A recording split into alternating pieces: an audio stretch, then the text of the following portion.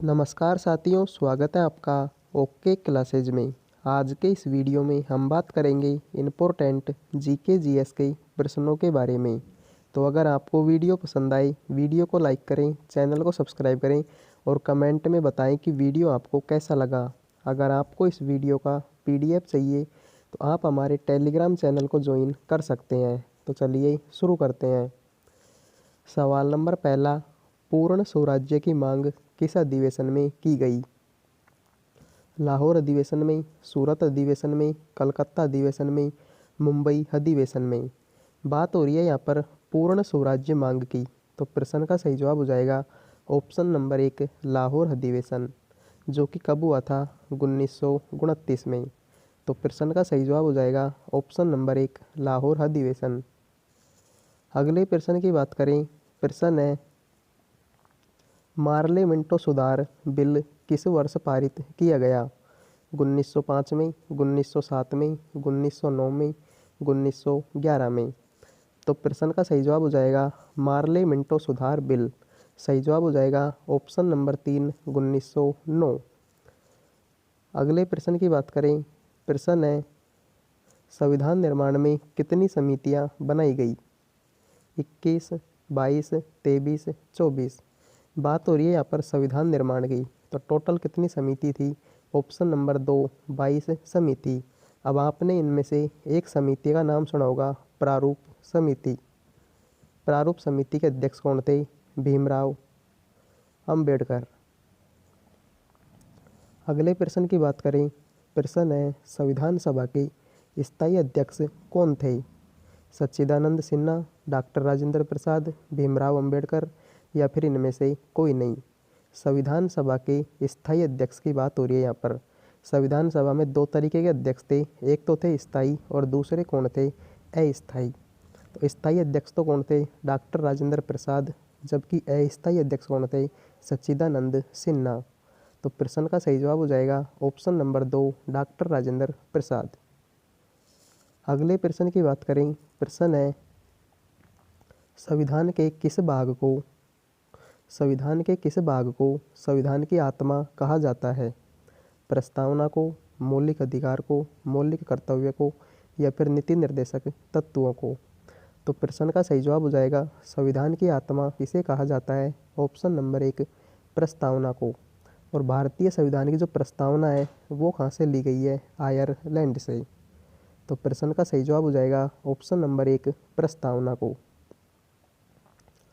अगले प्रश्न की बात करें। प्रश्न है, संविधान के किस आर्टिकल में हिंदी भाषा के विकास के लिए निर्देश दिया गया?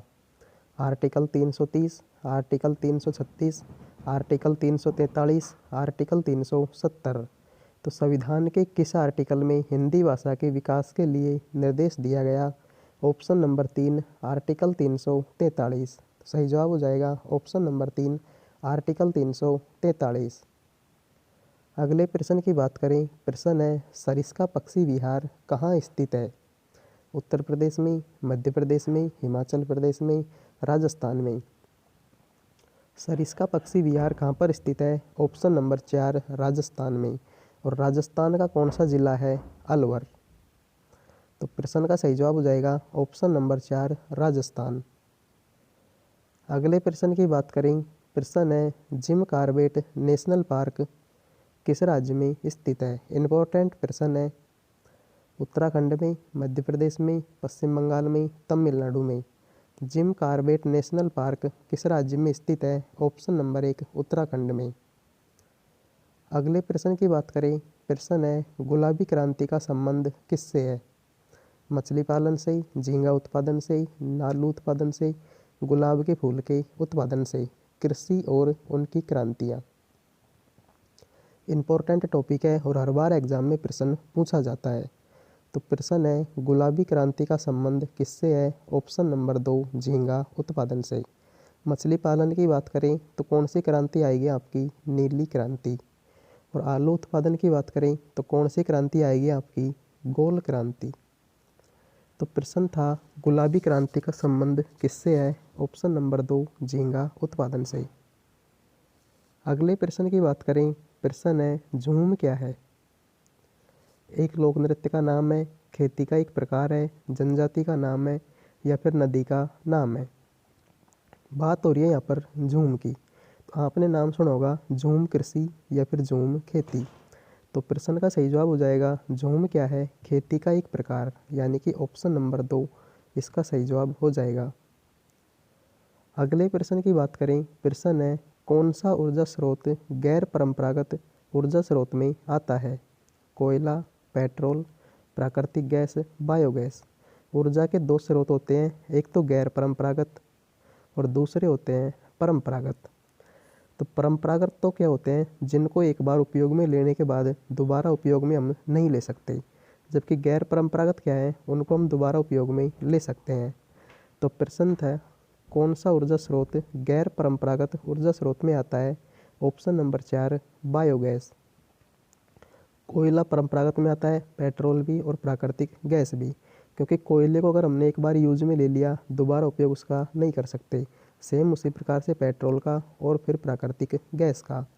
तो प्रश्न का सही जवाब हो जाएगा ऑप्शन नंबर 4 बायोगैस।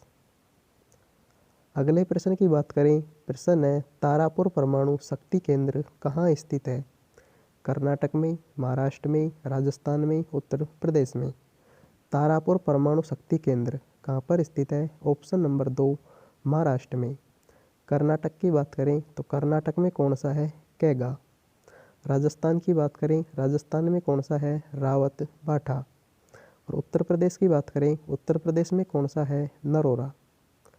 तो प्रश्न है तारापुर परमाणु शक्ति केंद्र कहाँ पर स्थित है? ऑप्शन नंबर 2 महाराष्ट्र में। अगले प्रश्न की बात करें, प्रश्न है गोंड जनजाति का निवास किस राज्य में ज़्यादा है? उत्तर प्रदेश में, तमिलनाडु में, आंध्र प्रदेश में, उड़ीसा में। गोंड जनजाति की बात हो रही है तो आपने एक हाल ही में फिल्म देखी होगी RRR, उसमें भी इस जनजाति का जिक्र हुआ था।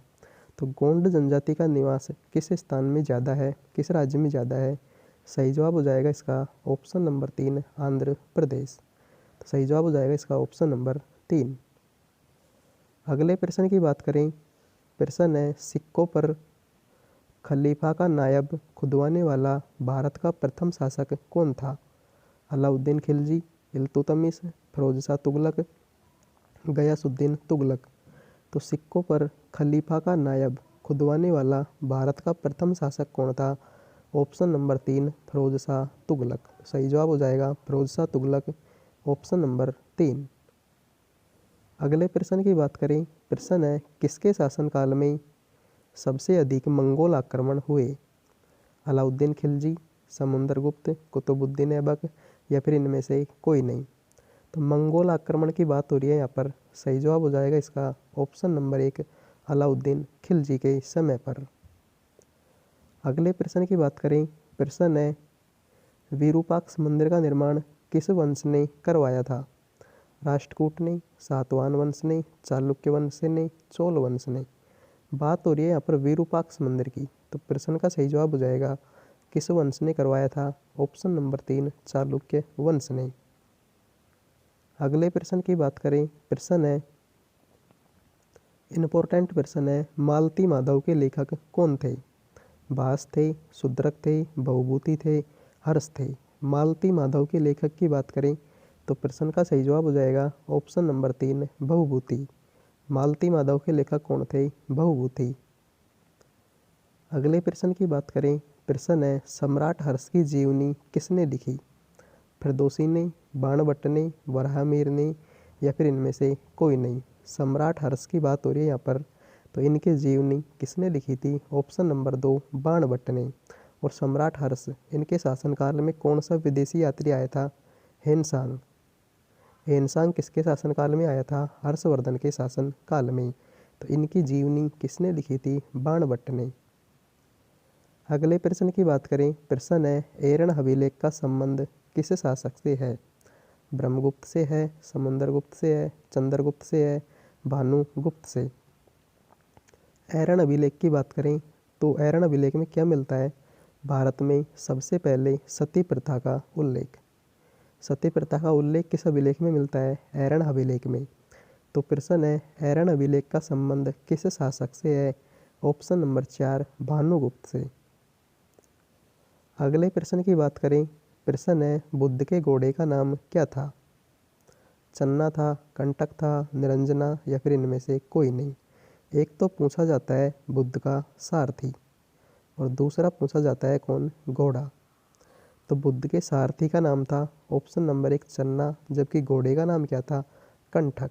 तो प्रश्न है, बुद्ध के घोड़े का नाम क्या था? ऑप्शन नंबर 2 सही जवाब हो जाएगा कंठक। अगले प्रश्न की बात करें। प्रश्न है, वैदिक युग में यव किसको कहा जाता था?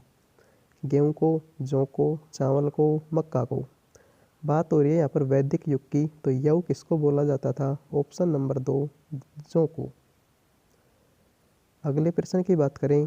प्रश्न है, ऋग्वेद में कितने मंडल हैं? 7, 10, 1028 या फिर 400। तो ऋग्वेद से प्रश्न आता है एक तो किसका? मंडल का, और एक किसका प्रश्न आता है? सूक्त का। ऋग्वेद में कितने मंडल हैं और कितने सूक्त हैं? तो बात हो रही है यहाँ पर मंडल की, तो सही जवाब हो जाएगा इसका ऑप्शन नंबर 2 10 मंडल। जबकि प्रश्न आ जाए कितने सूक्त हैं, तो सही जवाब हो जाएगा इसका 1028 सूक्त। तो 10 मंडल और 1028 सूक्त किसमें है? ऋग्वेद में। अगले प्रश्न की बात करें तो आज के लिए इतना ही। आई होप आपको वीडियो पसंद आया होगा। अगर पसंद आया हो तो वीडियो को लाइक ज़रूर करें।